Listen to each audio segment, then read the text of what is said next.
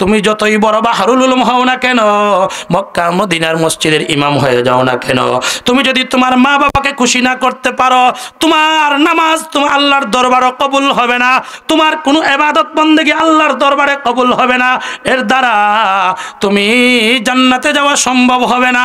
ও answer সাহাবীরা, স্মরণ রাখো, যতই তোমরা ইবাদত করো না কেন, সারাদিন নফল রোজা রাখো না কেন, রাত্রের বেলায় সারা রাত নফল ইবাদত বন্দেগী করো না কেন, দান খয়রাত করো না কেন, আর তাবলীগ কইরা কইরা পুরো জিন্দেগি কাটাইয়া দাও না কেন, তোমার মার সাথে যদি ভালো আচরণ না থাকে, তোমার বাবার সাথে যদি ভালো আচরণ না থাকে, তাহলে জান্নাতের আশা করা যায় না, এর দ্বারা জান্নাতে যাওয়া সম্ভব হবে না।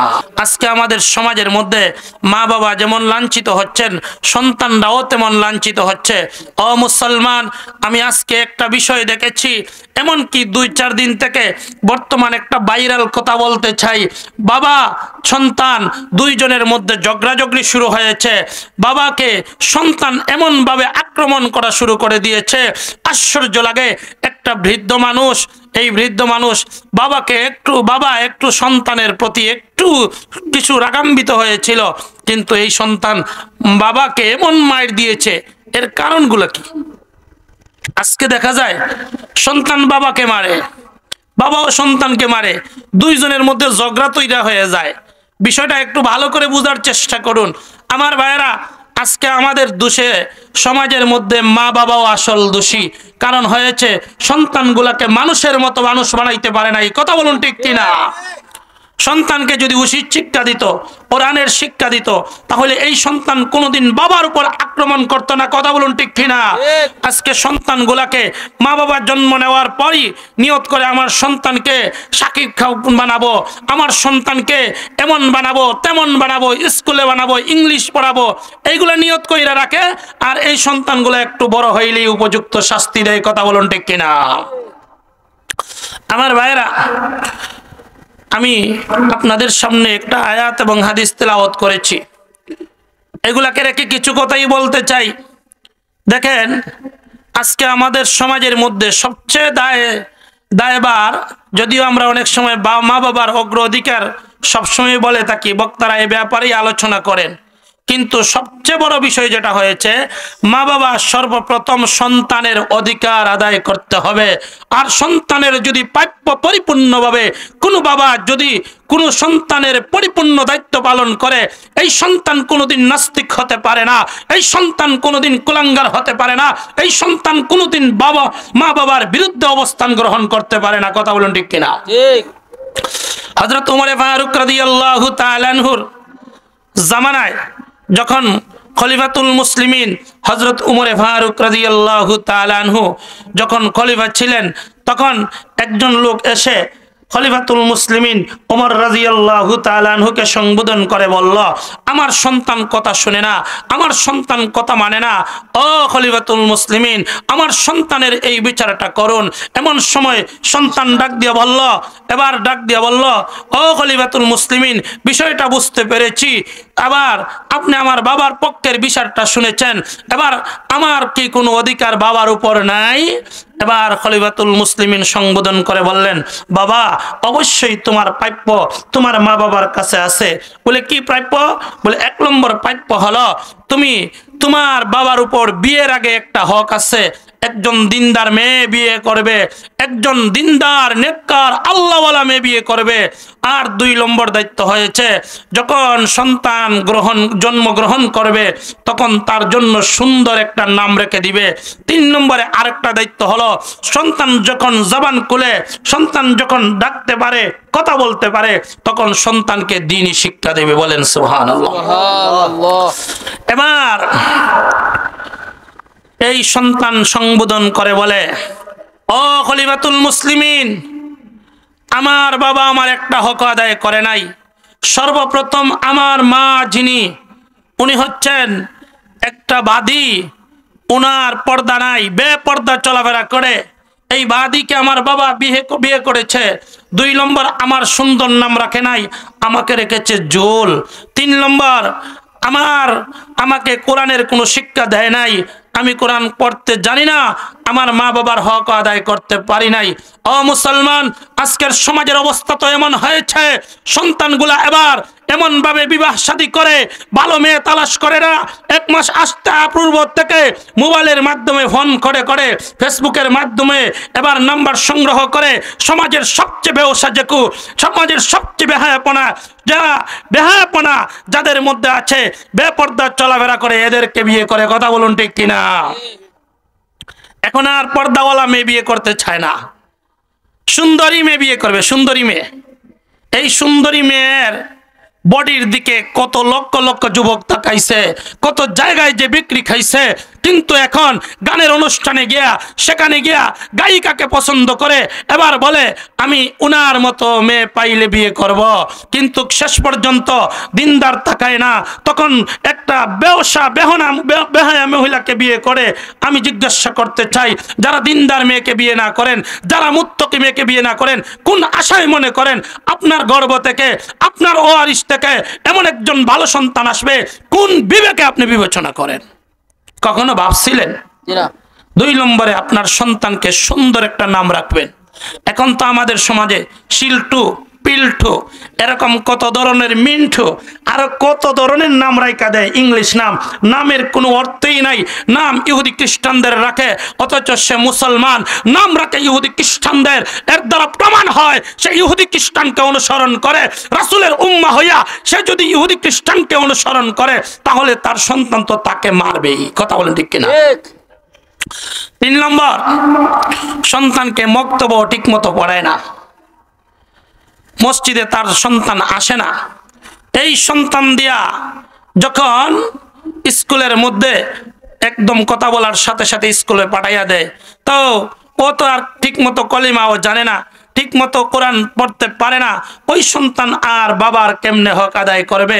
ও দুনিয়ার মুসলমান ভাইরা, সর্বপ্রথম যেই কথাটা বুঝাইতে চাই, সর্বপ্রথম মা বাবা সচেতন থাকতে হবে, মা বাবা দিনদার হতে হবে, মা বাবা মুত্তাকি হতে হবে, মা বাবা পরহেজগার হতে হবে। আমি তো আজকে এই মাহফিলে বুঝাইতে চাই, এত বড় একটা বিশাল মাহফিল, আমরা যদি এই মাহফিলে উলামায়ে কেরামের সোহবতে থাকতে পারলাম না, কোন বিবেকে বলেন আপনার সন্তান একজন আলেম হবে? ও মুসলমান, এদের সন্তান তো আলিম হয় যারা উলামায়ে কেরামকে ভালোবাসে, যারা আল্লাহর দ্বীনকে ভালোবাসে, যারা রাসূলের দ্বীনকে ভালোবাসে, যারা আল্লাহর হুকুম নবীর তরিকা মতো জীবন পরিচালনা করে, তাদের ওয়ারিস থেকে আল্লাহ তাআলা বড় বড় ওলি আউলিয়া পাঠাইয়া দেয়। ও মুসলমান, আমার ভালোবাসা ইমামের প্রতি থাকতে হবে, আমার ভালোবাসা সমাজের আলেমের প্রতি থাকতে হবে, আমার ভালোবাসা ওয়াজ মাহফিলের প্রতি থাকতে হবে। এক কথায় দ্বীনি যত মাহফিল আছে, দ্বীনি যত মারকাজ আছে, সবার সাথে আমার সুসম্পর্ক থাকতে হবে। কথা বলুন ঠিক কিনা? সোহবতে সালেহ তোরা সালেহ কুনত, সোহবতে তালেহ তোরা তালেহ কুনত। ভালো মানুষের সঙ্গে চললে ভালো হওয়া যায়, আর খারাপ মানুষের সঙ্গে চললে খারাপ হওয়া যায়। আমাদের গ্রাম্য ভাষায় বলে সুরের লগে চললে সুর হয়ে যায়। কথা বলেন ঠিক কিনা? ও মুসলমান, এবার যদি আপনি দিনদার হয়ে থাকেন, আপনি যদি মুত্তাকি হয়ে থাকেন, আপনি যদি পরহেজগার হয়ে থাকেন, তাহলে আপনার ভালো সম্পর্ক থাকবে হুজুরদের সাথে। কি বলেন আপনারা? হুজুরদের সাথে ভালো সম্পর্ক থাকবে। আপনার সন্তান দেখবে আমার বাবা হুজুরদের সাথে চলাফেরা করত, আমার বাবা রাত 1টা হইলেও হুজুরদের বয়ান শুনতো। ও মুসলমান, কত দিন তো কত কাজের সময় কাটাইয়া দিয়েছেন, কিন্তু এরকম একটা দিনী মাহফিলের আয়োজন হয়তো আর 1 বছরের ভিতরে হবে না, হয়তো আপনার জীবনেও আর হবে না। এটাই হতে পারে আপনার জীবনের শেষ মাহফিল। হয়তো আর 1 বছর হয়তো বাঁচবেন না, হয়তো পাবেনও না। এই জন্য কয়েকটা কথা দিলের কান দিয়া শুনেন, আমি এখন বলতেছি।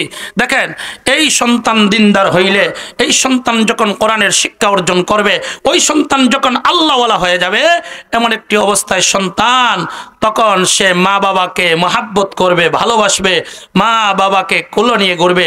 আমি আপনাদেরকে কয়েকটা কথা বলাই দেই। দেখেন, আল্লাহ তাআলা বলেন, ওয়াকাযা রাব্বুকা আল্লা তা'বুদু ইল্লা ইয়্যাহ। হে দুনিয়ার মুসলমান ভাইরা, আল্লাহ রাব্বুল আলামিন 2টা বিষয়ের সিদ্ধান্ত দিয়েছেন। 1 নম্বর বিষয় হয়েছে চূড়ান্ত সিদ্ধান্ত, 1 নম্বর বিষয় হয়েছে বান্দা, 1 নম্বর তুমি আল্লাহর সাথে কাউকে শরীক করবা না, এক আল্লাহর ইবাদত বন্দেগী করবা। ও ওয়াবিল ওয়ালিদাইনি ইহসানা, 2 নম্বর সিদ্ধান্ত হয়েছে তুমি তোমার মা বাবার সাথে সদয় ব্যবহার করবা। বলেন সুবহানাল্লাহ। এই 2টা সিদ্ধান্ত আল্লাহ তাআলা চূড়ান্ত সিদ্ধান্ত দিয়েছেন। এই সিদ্ধান্তের পরে আর কোনো সিদ্ধান্ত হতে পারে না। 1 নম্বর সিদ্ধান্ত হলো আল্লাহর ইবাদত ছাড়া অন্য কারো ইবাদত বন্দেগী করা যাবে না। আর 2 নম্বর হলো ওয়াবিল ওয়ালিদাইনি ইহসানা, আপনি আপনার ও বান্দা তুমি তোমার মা বাবার সাথে সদয় ব্যবহার করো। ও দুনিয়ার মুসলমান ভাইরা, এই জায়গায় মুফাসসিরিনে কেরাম তাফসীরের কিতাবের ভিতরে লেখেন ইহসানাম বিল ওয়ালিদাইনি বিল ওয়ালিদাইন, এইভাবে আল্লাহ তাআলা বলতে পারতেন। এই জায়গায় আল্লাহ তাআলা বললেন ওয়াবিল ওয়ালিদাইনি ইহসানা, ওয়ালিদের কথাটা প্রথমে নিয়ে আসলেন। এর দ্বারা বুঝাইতে চায় ও বান্দা দুনিয়ার জগতে যতই কিছু আছে সব কিছুর চেয়ে আমি আল্লাহ তোমার মা বাবাকে অগ্রাধিকার দিয়েছি। তোমার বন্ধুর চেয়ে তোমার মা বাবাকে সবচেয়ে বেশি ভালোবাসতে হবে, তোমার আত্মীয় স্বজনের চেয়ে তোমার মা বাবাকে সবচেয়ে বেশি ভালোবাসতে হবে। ও দুনিয়ার মুসলমান ভাইয়েরা, আমরা তো আজকে সমাজের মধ্যে আমি আমার বন্ধু বান্ধবকে নিয়ে বিভিন্ন জায়গায় ঘোরাফেরা করি, অথচ আমার বাবার সাথে আমি একদিনও ভালো জায়গায় ঘুরাইতে যাই না। ও মুসলমান, আমরা তো সমাজের মানুষের সাথে ভালো আচরণ করি, মিষ্টি মিষ্টি কথা বলি, আর তো বান্ধবী ভাইলারও হয় নাই। ও মুসলমান, কিন্তু আমার বাবার সাথে আমি ভালোবাসা দিয়ে কথা বলতে পারি না, মিষ্টি ভাষায় কথা বলতে পারি না, সদয় ব্যবহার করতে পারি না, উত্তম আচরণ দেখাতে পারি না। এর একমাত্র কারণ হলো আমার মধ্যে আল্লাহর হুকুম নবীর তরিকা মতো জীবন পরিচালনা না করার কারণে এই দুর্বলতা। এ দুনিয়ার মুসলমান ভাইরা, আল্লাহ তাআলা বলেন ইম্মা ইয়াবলুগান্না ইনদাকাল কিবারা আহাদুহুমা আও কিলাহুমা ফালা তাকুল লাহুমা উফফিন ওয়ালা তানহারহুমা। আল্লাহ রাব্বুল আলামিন জানায়া দেয়, বান্দা তোমার মা বাবার মধ্যে একজন যদি হায়াতে জিন্দেগিতে পাও, তাহলে তোমরা তোমাদের মা বাবার সাথে সদয় ব্যবহার করো, তোমাদের মা বাবার খেদমত করো। ও দুনিয়ার মুসলমান ভাই গো, বৃদ্ধ বয়সের কথা কেন বললেন? ও মুসলমান ভাই, যদি ভালো করে দেখেন আল্লাহ তাআলা কেন বলেছেন, তাফসিরে কাবিরের ভিতরে উল্লেখ করেছেন যৌবনকালে মা বাবার তেমন খেদমতের প্রয়োজন হয় না। যখন মা বাবা বৃদ্ধ হয়ে যায় তখন চলাফেরা করতে পারে না, হাঁটতে পারে না, মা বাবা এবার চলাফেরা করার কোনো সুযোগ থাকে না, রুজি রোজগারের কোনো ব্যবস্থা থাকে না, যার কারণে মা বাবার বেশি খেদমত করতে হয়। হয়তো তোমার হায়াতে জিন্দেগিতে মা পাইছো কিন্তু বাবা পাও নাই, অথবা বাবা পাইছো মা পাও নাই, অথবা মা বাবা উভয়জনকে তুমি পেয়েছো, তাহলে তোমার মা বাবার সাথে সদয় ব্যবহার করো। ও মুসলমান ভাই, এরপরেও বলেন বৃদ্ধ বয়সে মা বাবার সাথে এত সুন্দর আচরণ করতে হবে, তবে বিশেষ করে তুমি কেন খেদমত করবা? আরেকটা কারণ উচ্চারণ করা হয়েছে, আরেকটা কারণ প্রকাশ করা হয়। তাফসীরের কিতাবের ভিতরে লেখেন, যখন তুমি তোমার মার গর্ভের ভিতরে আসছিলা, এমন অবস্থায় আস্তে আস্তে মা জননীর খাবার কমতে থাকে। ও দুনিয়ার মুসলমান ভাই গো, এমন অবস্থায় বাবা বিভিন্ন ডাক্তারের কাছে দৌড়ায়, বিভিন্ন হুজুরের কাছে দৌড়ায়, শেষ পর্যন্ত এমন হয় ও মুসলমান, আস্তে আস্তে যখন 3 মাস অতিবাহিত হয়ে যায় অথবা 4 মাস অতিবাহিত হয়ে যায়, আস্তে আস্তে মা জননীর নিজ পেটের ভিতরে ব্যথা সৃষ্টি হয়ে যায়, রাত্রের বেলায় ঘুমন্ত অবস্থায় ব্যথা সৃষ্টি হয়ে যায়। এমন সময়ে মা জননী পালঙ্গের মধ্যে বসে থাকে। বাবা জিজ্ঞাসা করে, ও আমার প্রাণের স্ত্রী, তুমি কাঁদছো কেন? কিন্তু লজ্জার কারণে কিছু বলে নাই। ও মুসলমান ভাই গো, শেষ পর্যন্ত অনেক সময় দেখা যায় মা জননী খাবারের মধ্যে বসছে কিন্তু খাবার খাইতে পারে না, পেটের ভিতরে ব্যথা সৃষ্টি হয়ে যায়। সন্তান যখন আস্তে আস্তে বড় হতে থাকে, এবার নিজ পেটের মধ্যে যখন লাথি মারে, মার পেটের ভিতরে ব্যথা সৃষ্টি হয়ে যায়, যার কারণে মা জননী আর খাওয়া দাওয়া করতে পারে না।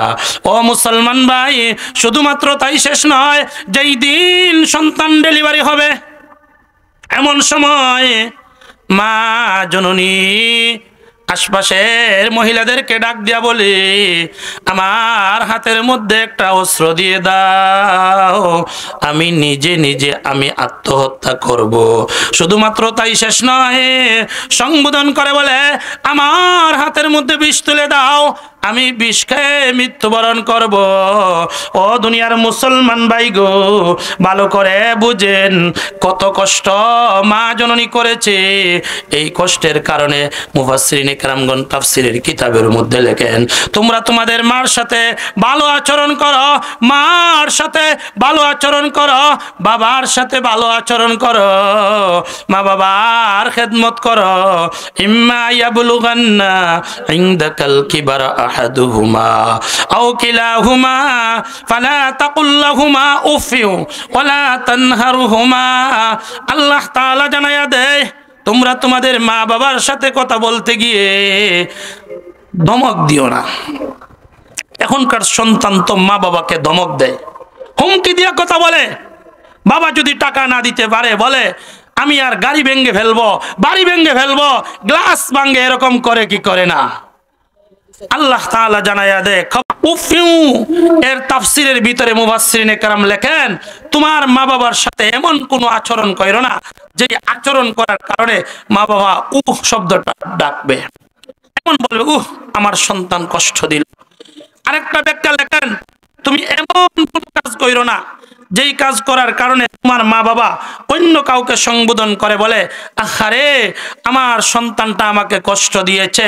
3 নম্বরে, এমন কোনো রাগ, এমন কোনো কাজ করো না যেই কাজটা করলে তোমার সন্তান, তোমার বাবা তোমাকে দেখলে বলবে, আহারে আমার বাবা এত কষ্ট করে কাজ করতেছে, এটাও করার দরকার নাই। শব্দটা যেন তার দিল থেকে বের হয়ে না আসে, এমন কোন কাজ তার সামনে করো না। ফালা তাকুল লাহুমা উফিউ ওয়ালা তানহারহুমা ওয়াকুল লাহুমা কাওলান কারীমা। মুফাসসিরিনে কেরাম লেখেন, তোমার মা বাবার সাথে যখন কথা বলবা, মিষ্টি ভাষায় কথা বলবা, আয় কাওলান জামিলা, সুন্দর ভাষা দিয়ে কথা বলবা, আয় কাওলান লাতীফা। মা বাবার সাথে যখন কথা বলবা তখন সুন্দর সুন্দর ভাষা দিয়ে কথা বলবা, মিষ্টি ভাষায় কথা বলবা। এখন তো আমাদের সমাজের মধ্যে এমন হয়েছে, বন্ধুর সাথে মিষ্টি ভাষায় কথা বলে, বান্ধবীর সাথে মিষ্টি ভাষায় কথা বলে, রাতকে রাত এবার প্রেমিকার সাথে মিষ্টি ভাষায় কথা বলে। মা যদি জিজ্ঞাসা করে, বাবা তুমি কোথায় যাচ্ছ, এবার বলে, চুপ থাকো, কথা বলার দরকার নাই, এরকম হুমকি দিয়া কথা বলে। বলুন ঠিক কিনা? বাবা যদি বলে কোনো কাজের ব্যাপারে, তখন দেখা যায় সন্তান ধমক দিয়ে কথা বলে। আহারে আমরা কেমন সন্তান! ও মুসলমান ভাইরা, আল্লাহ তাআলা জানায়া দেয়, তোমরা তোমাদের মা বাবার সাথে সুন্দর আচরণ করবা। শুধুমাত্র তাই শেষ নয়, এই যে বিষয়টা যে আমাদের নবীর উপর আল্লাহ তাআলা নাজিল করে দিয়েছে, বিষয়টা এরকম নয়। ও মুসলমান, তাওরাত বের করে দেখেন, আল্লাহ তাআলা মূসা আলাইহিস সালামকে জানায়া দেয়, ও মূসা পয়গম্বর, আপনার উম্মতদেরকে জানায়া দেন, যারা আমি আল্লাহকে খুশি রাখলো, সন্তুষ্ট রাখলো, কিন্তু তার মা বাবাকে সন্তুষ্ট রাখলো না, এরপরেও আমি আল্লাহ তাকে নাফরমানদের অন্তর্ভুক্ত করে দেই। আর যে সন্তান তার মা বাবাকে খুশি রাখলো আর আমি আল্লাহকে খুশি রাখলো না, কিন্তু তার মা বাবাকে খুশি করার কারণে আমি আল্লাহ তাদেরকে নেককারদের অন্তর্ভুক্ত করে দেই। বলেন সুবহানাল্লাহ। শুধুমাত্র তাই শেষ নয়, ঈসা আলাইহিস সালামকে আল্লাহ তাআলা সম্বোধন করে বলেন, ও ঈসা পয়গম্বর, আপনার উম্মতদেরকে বলে দিন তারা যেন তাদের মা বাবার সাথে ভালো ব্যবহার করে, সদয় ব্যবহার করে। এখন কেন সদয় ব্যবহার করে? না হয় তারা ইঞ্জিলের ভাষায় হলো জানে মারা যাবে, আমাদের ভাষায় বলা হয় একের পর এক মুসিবত আসবে। তুমি সন্তান এখন যেখানে যাও ব্যবসার মধ্যে মার খাও, যেখানে যাও লাঞ্ছিত বঞ্চিত হও, যেখানে যাও সমস্যায় পড়ো, সামনের দিকে আগাইতে পারো না। চিন্তা করে দেখো, কোনো না কোনো দিন তুমি তোমার মার সাথে খারাপ ব্যবহার করেছ, তুমি না কোনো দিন তোমার বাবার সাথে খারাপ আচরণ করেছ, তুমি মার সাথে ভালো ব্যবহার করতে পারো নাই, বাবার সাথে ভালো ব্যবহার করতে পারো নাই। এবার মা বাবা দুনিয়ার থেকে বিদায় নিয়ে চলে গেছে, সন্তান কেমন কোনোদিন কবরস্থানে যায় না, জিয়ারতটাও করে না। কেমন সন্তান তুমি জন্ম নিয়েছ? তুমি কেমন সন্তান? একবার চিন্তা করে দেখো না কেন? তোমার বাবা আজ থেকে 10 বছর আগে দুনিয়ার থেকে বিদায় নিয়ে চলে গেল, তুমি একবারও কবরে গিয়া কবরটা জিয়ারত করো না। অথচ যেই বাবা ঘর থেকে বের হওয়ার সময় তোমাকে চুমু দিয়েছিল, ঘরে আসার পর সর্বপ্রথম তোমাকে সম্বোধন করে বাবা তুমি ক্ষয়, তুমি আমার কলিজার টুকরা, তুমি আমার মায়ের টুকরা, তুমি আমার ভবিষ্যৎ, এইভাবে বলে বলে চুমু দিয়েছিল। আজকে সেই বাবাকে ভুলে গেছো, সেই মাকে ভুলে গেছো, তুমি নিমক খা, তোমাকে আল্লাহ ধ্বংস করবে। তুমি মনে করছো আমি আগাইতেছি না কেন? তোমার বাবার কবর জিয়ারত করছো? জিয়ারত তো আর করো নাই। আল্লাহর পয়গম্বর বলেন, মান যারা কবরা আবাওয়াইহি আও আহাদিহিমা ফি কুল্লি জুমআতিন গুফিরা লাহু ওয়া কাতাবা লাহু বারাআ। যে সন্তান জুমার দিনে তার মা বাবার কবর জিয়ারত করবে, একজন হোক আর দুইজন হোক, কারো তো একজন বাবা মারা গেছে অথবা মা জীবিত আছে, অথবা মা মারা গেছে বাবা জীবিত আছে, আল্লাহর পয়গম্বর কত বড় সুসংবাদ দিয়েছেন, মান যারা কবরা আবাওয়াইহি আও আহাদিহিমা ফি কুল্লি জুমআতিন গুফিরা লাহু ওয়া কাতাবা লাহু বারাআ। এই সন্তান যখন মা বাবার কবর জিয়ারত করবে, আল্লাহ তাআলা তার অতীতের গুনাহকে মাফ করে দিবে, এমনকি তার জন্য জান্নাতের একটা সার্টিফিকেট দিয়ে দিবে। বলেন সুবহানাল্লাহ। মান যারা কবরা আবাওয়াইহি আও আহাদিহিমা ফি কুল্লি জুমআতিন গফারা লাহু ওয়া কাতাবা লাহু বারাআ। আল্লাহ তাআলা একটা দলিল নামা দিবে, এই বান্দার সমস্ত জিন্দেগির গুনাহ মাফ করে দিয়েছি। এখন দেখেন লাভ কার? সন্তানের। সন্তান যখন মার কবর জিয়ারত করবে, আল্লাহ সন্তানের গুনাহ মাফ করে দিবে। যখন বাবার কবর জিয়ারত করবে, তখন আল্লাহ তাআলা তার গুনাহ খাতা মাফ করে দিবে। কিন্তু আফসোসের বিষয়, আমরা তো প্রতি শুক্রবারই বাড়িতে থাকি, কিন্তু হজরের নামাজ হইলা যদি আমি কবরের মধ্যে যাই, আমার সন্তানকে নিয়ে যখন কবরের মধ্যে যাব, আমার সন্তান একদিন আমাকে এরকম জিয়ারত করবে। কিন্তু তুমি কেমন বাবা, তোমার সন্তানকে নিয়ে কোনোদিন কবরে তোমার বাবার কবর জিয়ারত করতে যাও না। এই জন্য নাতিও জানে না দাদার কবর কোথায়। আসেনি আমাদের সমাজে এমন? নাতিরে যদি জিজ্ঞাসা করেন তোমার দাদার কবরটা কোথায়, সে বলবে আমি জানি না। এবার এমনও কুলাঙ্গার সন্তান দুনিয়ার জগতে আছে, যদি জিজ্ঞাসা করেন তোমার বাবার কবর কোথায়, কিন্তু এই সন্তান তখন এই বাবার কবরটাও কোথায় সেটা বলতে পারে না। এটা কেমন সন্তান? কেমন সন্তান জন্ম দিয়েছেন? আফসোস লাগে রে ভাই। আল্লাহর পয়গম্বর বিশ্বনবীজি সাল্লাল্লাহু আলাইহি সাল্লাম বলেন, তুমি যদি তোমার বাবার দিকে তাকাও, তাহলে আল্লাহ তাআলা একটা হজের মকবুল হজের সওয়াব দিবে তোমার আমলনামায়। বলেন না সুবহানাল্লাহ। নবীর সাহাবীরা জিজ্ঞাসা করেন, পয়গম্বর কতবার? বলে যতবার তাকাইবা এক একটার বিনিময়ে আল্লাহ তাআলা একটা হজের সওয়াব দান করবে। বলেন সুবহানাল্লাহ। কিন্তু দেখেন আমরা কেমন মানুষ, আমার মার কাছে যখন যাইব মনটা খুইলা, আম্মু তুমি কেমন আছো, তুমি ভালো আছো, মাকে একটু আদর করেন, মহাব্বত করেন, বাবাকে একটু মহাব্বত করেন, আদর করেন। একটা কথা বলি, আমাদের সমাজে অনেক সময় মা বাবার ঝগড়াও থাকে, আসেনি? আসেনি? এই জায়গায় যদি বাবা সন্তান যদি বাবার হক নেয় আবার মার হক নেয়, এইভাবে করে, তাহলে এই সন্তানও আবার ভালো সন্তান না। কিন্তু সন্তান মধ্যম পন্থা অবলম্বন করতে হবে। কথা বলুন ঠিক কিনা? সন্তানের এখানে কোনো ধরনের কোনো অধিকার নাই বাবাকে মার পক্ষ নিয়ে মারবে অথবা মার পক্ষ নিয়ে বাবাকে মারবে, এমন অধিকার ইসলাম দেয় নাই। তোমার বাবা যদি হিন্দু হয়, তোমার বাবা যদি খ্রিস্টান হয়, তোমার বাবা যদি জগৎ নিকৃষ্টম হয়, তোমার হাত তোলার অধিকার ইসলাম দেয় নাই। কিন্তু অনেক সন্তান আছে এরকম, মার পক্ষ নিয়ে বাবাকে দূরই সরাইয়া রাখছে, এমন আসেনি সমাজে? কথা বলেন না, আসেনি? আবার এমনও সন্তান আছে বাবার পক্ষ নিয়ে মাকে দূরই সরাইয়া রাখছে, আসেনি? কিন্তু বাবা কথা বলতে পারে না সন্তানের কারণে, মাও কথা বলতে পারে না সন্তানের কারণে। সে বড় মস্তান হয়ে গেছে, হামসে বড় কন হয় মই সবচেয়ে জিয়াদা বড় হয়, সে অনেক বড় মস্তান হয়ে গেছে।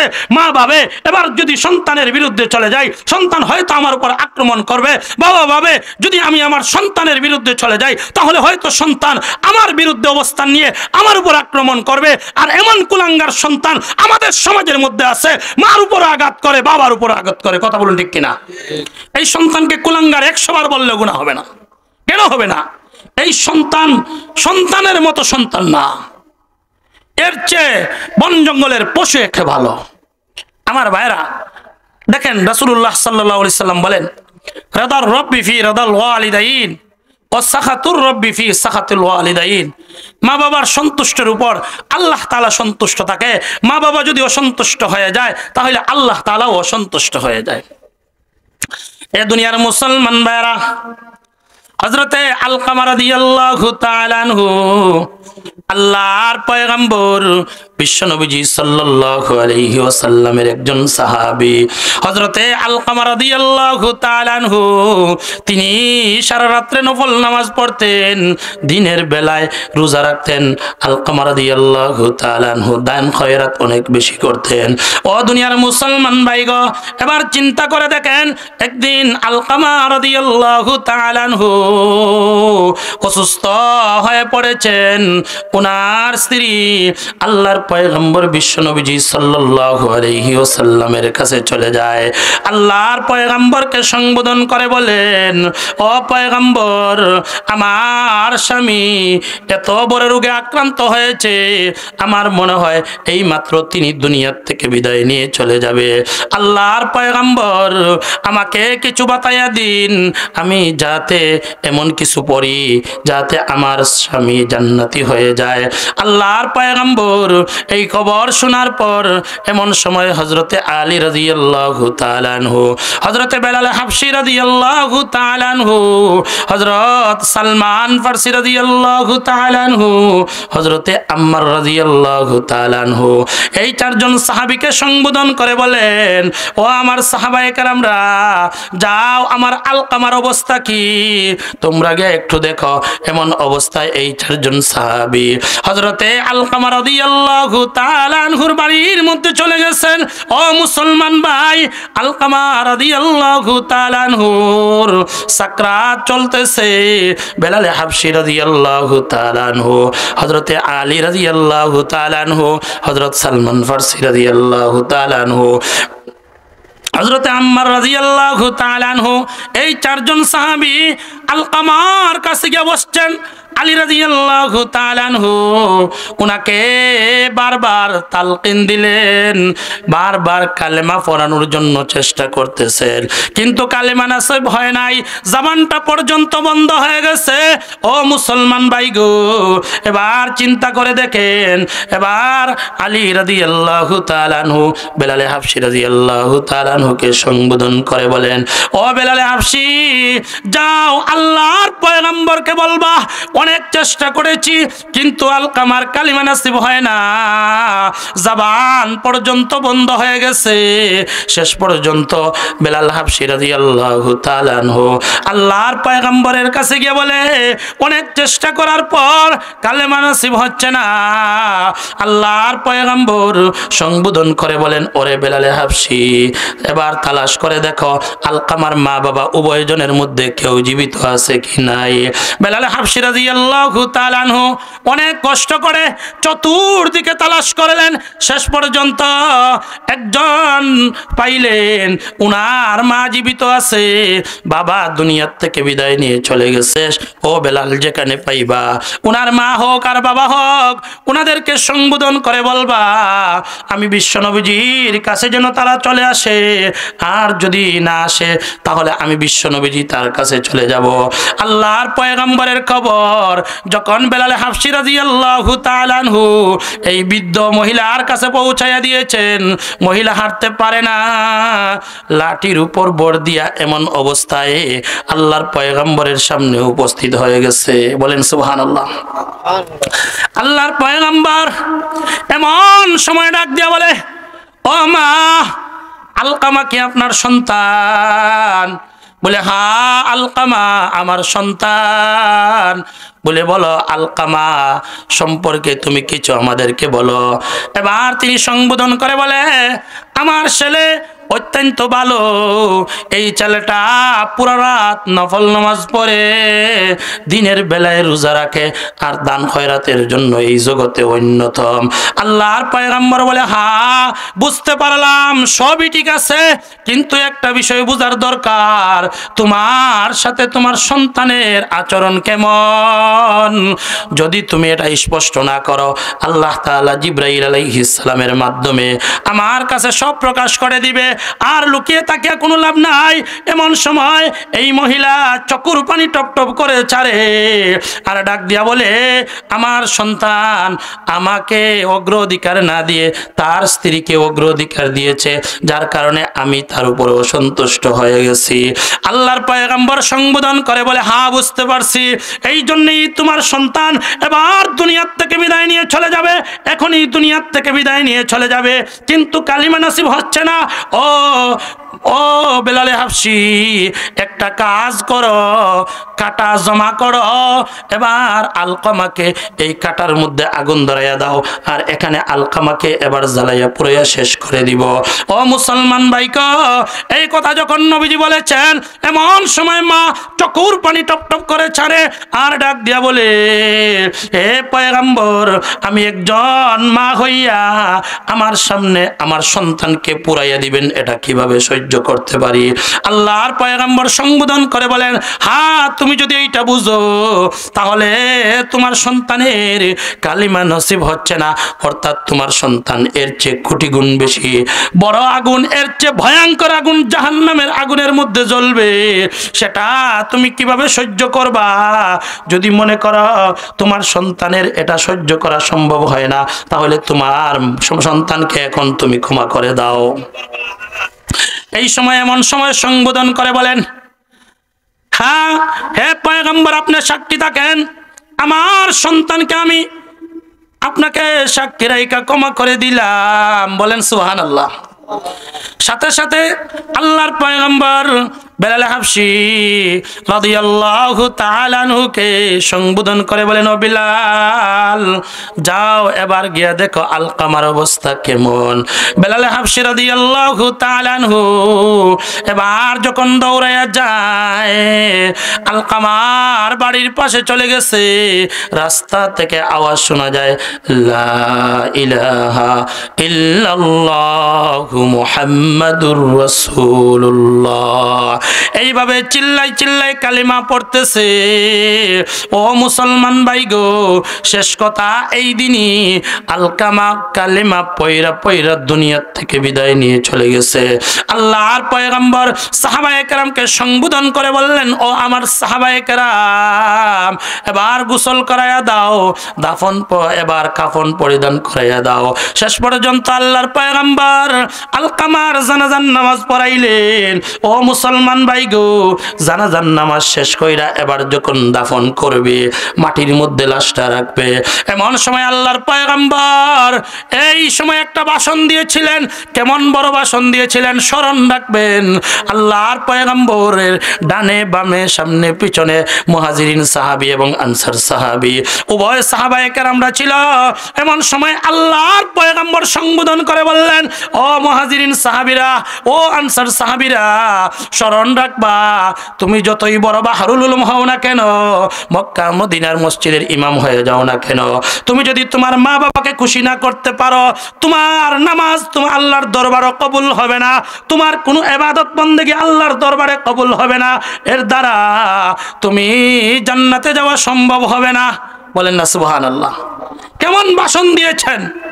আল্লাহর পয়গম্বর সম্বোধন করে বললেন, ও মুহাজিরিন সাহাবীরা, ও আনসার সাহাবীরা, স্মরণ রাখো, যতই তোমরা ইবাদত করো না কেন, সারাদিন নফল রোজা রাখো না কেন, রাত্রের বেলায় সারা রাত নফল ইবাদত বندگی করো না কেন, দান খয়রাত করো না কেন, আর তাবলীগ কইরা কইরা পুরো জিন্দেগি কাটাইয়া দাও না কেন, তোমার মার সাথে যদি ভালো আচরণ না থাকে, তোমার বাবার সাথে যদি ভালো আচরণ না থাকে, তাহলে জান্নাতের আশা করা যায় না, এর দ্বারা জান্নাতে যাওয়া সম্ভব হবে না। কথাটা ভালো করে স্মরণ রাখবেন।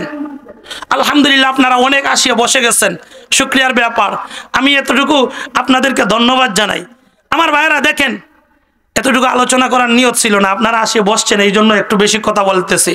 দেখেন, দিলের কান দিয়ে শুনেন, আরো কিছু কথা বলি। আমরা তো অনেক সময় দেখা যায় তাবলীগ করি, আসার পরে মনে করি আমি সবচেয়ে বড় হুজুর, আসে ইমাম সাহেবের বুল ধরা শুরু করি। আসেন এমন সমাজে মানুষ? বলেন না কেন? আসলে ঠিক মতো আলহামদুলিল্লাহ পড়তে পারে না, অজুটা ঠিক মতো পড়তে পারে না। ও মুসলমান, এমন কিছু মানুষ আসার পরে হুজুরের উপরে ফতোয়া দেওয়া শুরু করে, আর ঘরের ভিতরে যাওয়ার হরে দেখা যায় মার সাথে বছরকে বছর কথা বলে না, আবার বাবার সাথে ভালো আচরণ করে না। এমন মানুষ আসেনি? আসেনি? ও ও মুসলমান, আজ পর্যন্ত আমার দৃষ্টিগোচর হয় না। ও মুসলমান, আপনি তো আপনার সন্তানকে স্কুলে পড়াইছেন, কলেজে পড়াইছেন, ভার্সিটিতে পড়াইছেন, উন্নত মানের শিক্ষা অর্জন করাচ্ছেন। এর একমাত্র কারণ হলো আপনি সুখে বসবাস করবেন। আপনার একটাই টার্গেট হলো আমি একটু সুখে থাকবো। কিন্তু আপনার সন্তান যতই বড় হয়, যত উন্নত মানের হয়, এত দেখা যায় আপনি বাবা থেকে দূরে, আপনার সন্তান আপনা থেকে অনেক দূরে। এর কারণটা কি, রহস্যটা কি, আপনি কি কখনো ভাবছেন? আর যেই হুজুর ভালো করে কিন্তু টাইটেলও দিতে পারে নাই, কিন্তু 5-7 ক্লাস পয়রা মসজিদের মুয়াজ্জিন হইছে, কিন্তু এই হুজুর মা বাবাকে কাঁধে করে করে নিয়ে হাঁটে। আসেনি সমাজে? আলহামদুলিল্লাহ, আল্লাহর জাতের কসম খেয়ে বলি, এই যে আপনার কাছ পর্যন্ত আসছে একমাত্র আমার মার দোয়ার ফসল। আমি সবসময় অগ্রাধিকার দেই আমার মাকে। একটা কথা মনে রাখেন, স্ত্রীকেও অসম্মান করবেন স্ত্রীর জায়গায় রাখা, মাকে মার জায়গায় রেখে সম্মান দিবেন। স্ত্রীকে মার উপরে অগ্রাধিকার দেওয়া যাবে না। স্ত্রীর যেটা প্রাপ্য সেটা ঠিক মতো আদায় করবেন, কিন্তু স্ত্রীরও হক আদায় করা ফরজ, সেটাও মাথায় রাখতে হবে। সেটাও মাথায় রাখতে হবে।